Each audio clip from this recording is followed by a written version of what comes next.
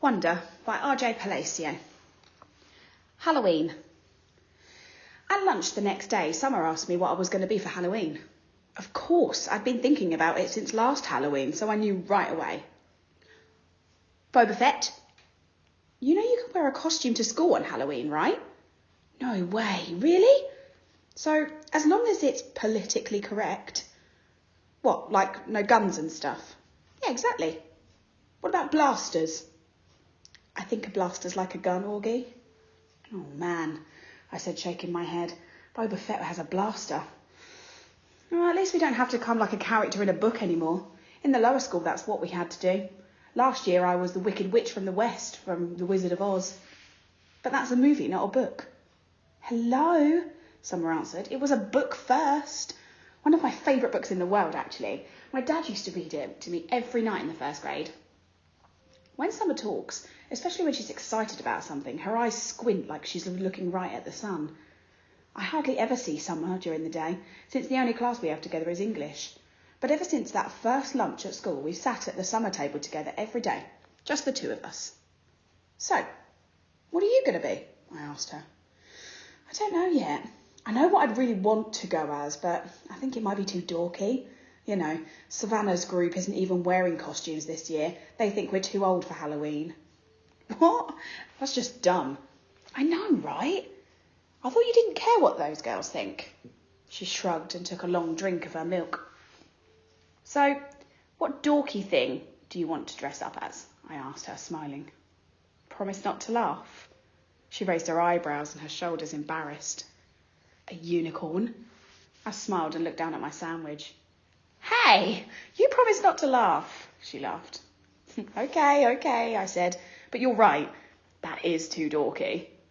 I know, she said, but I have it all planned out. I'd make the head out of paper mache and paint the horn gold and make a mane gold that's gold too. It would be so awesome. Okay, I shrugged. Then you should do it. Who cares what other people think, right? Maybe what I'll do is just wear it for the Halloween parade, she said, snapping her fingers. I'll just be like a goth girl for school. Yeah, that's it. That's what I'll do. Sounds like a plan, I nodded. Thanks, Augie, she giggled.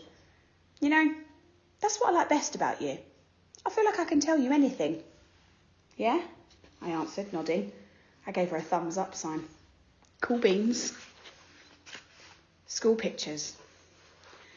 I don't think anyone will be shocked to learn that I don't want to have my school photo taken on October 22nd. No way. No, thank you. I stopped letting anyone take pictures of me a while ago. I guess you could call it a phobia. No, actually, it's not a phobia. It's an aversion, which is a word I learned in Mr. Brown's class. I have an aversion to having my photo taken. There, I used it in a sentence. I thought Mum would try to get me to drop my aversion to having my school picture taken, but she didn't. Unfortunately, while I managed to avoid having the portrait taken, I couldn't get out of being part of the class picture. Ugh. The photographer looked like he'd just sucked on a lemon when he saw me. I'm sure he thought I'd ruined the picture. I was one of the ones in the front sitting down. I didn't smile. Not that anyone could tell if I had. The cheese touch. I noticed not too long ago that even though people were getting used to me, no one would actually touch me. I didn't realise this at first because it's not like kids go around touching each other that much in the middle of school anyway. But last Thursday in dance class, which is like my least favourite class, Mrs. Atanabe, the teacher, tried to make Zemina's chin be my dance partner. Now, I've never actually seen someone have a panic attack before, but I've heard about it, and I'm pretty sure Zemina had a panic attack at that second. She got really nervous and turned pale and literally broke into a sweat within a minute. And then she came up with some lame excuse about really having to go to the bathroom.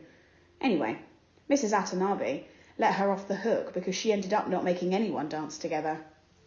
Then yesterday, in my science elective, we were doing this cool mystery powder investigation when we had to classify a substance as an acid or a base. Everyone had to heat their mystery powders on a heating plate and make observations. So we were all huddled around the powders with our notebooks. Now, there are 8 kids in the elective and 7 of them were squished together on one of the plates, while one of them, me, had loads of room on the other side.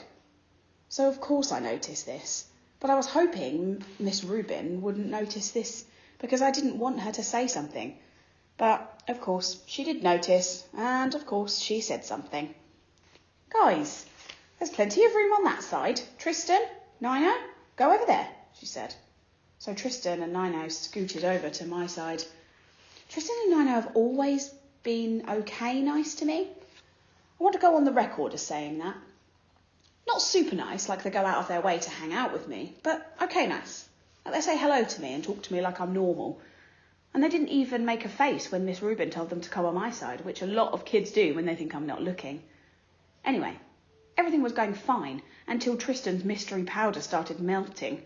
He moved his foil off the plate, just as my powder began to melt too, which is why I went to move mine off the plate.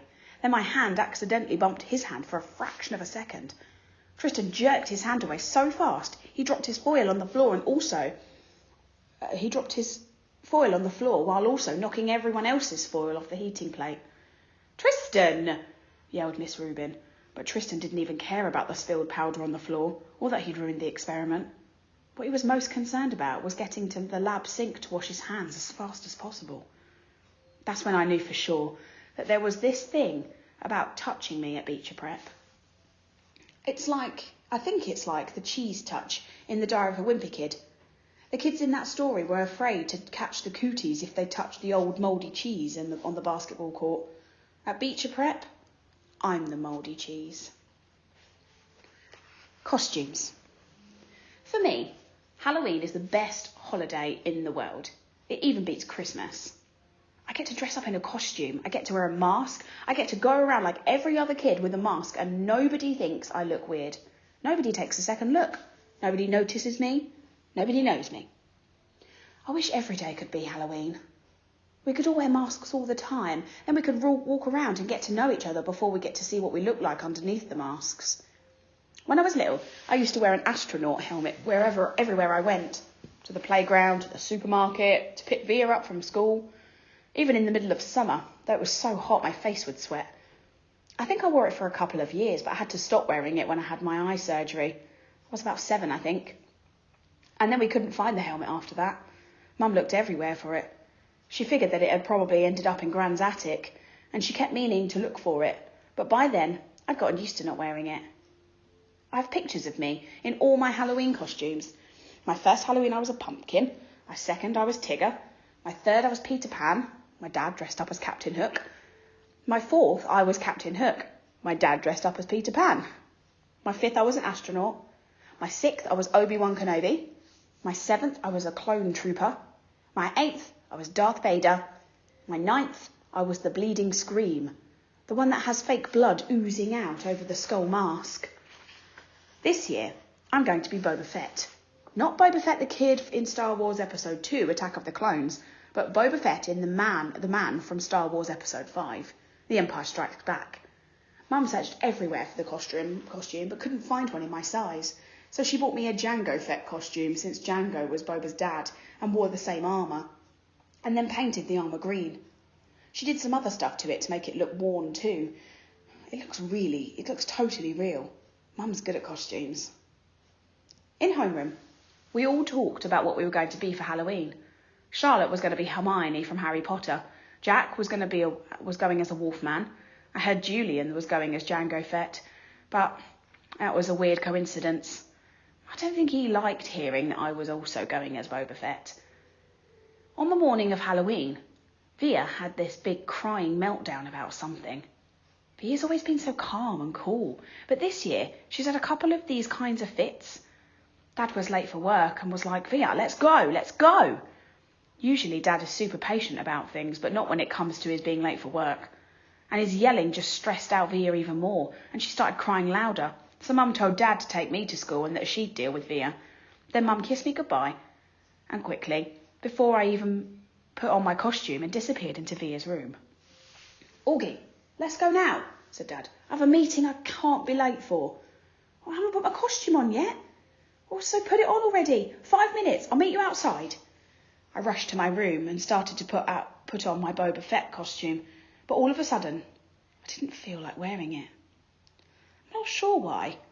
Maybe because it had all these belts that needed to be tightened and I needed someone to help put it on. Or maybe it was because it smelled like paint. All I knew was that it was a lot of work to put the costume on, and Dad was waiting and would be getting super impatient if I made him late. So, at the last minute, I threw on the bleeding screen costume from last year. It was such an easy costume, just a long black robe and a big white mask. I yelled goodbye from the door on my way out, but Mum didn't even hear me.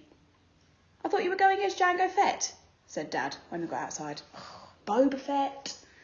"Whatever," Dad said. "This is a better costume anyway." "Yeah, it's cool," I answered.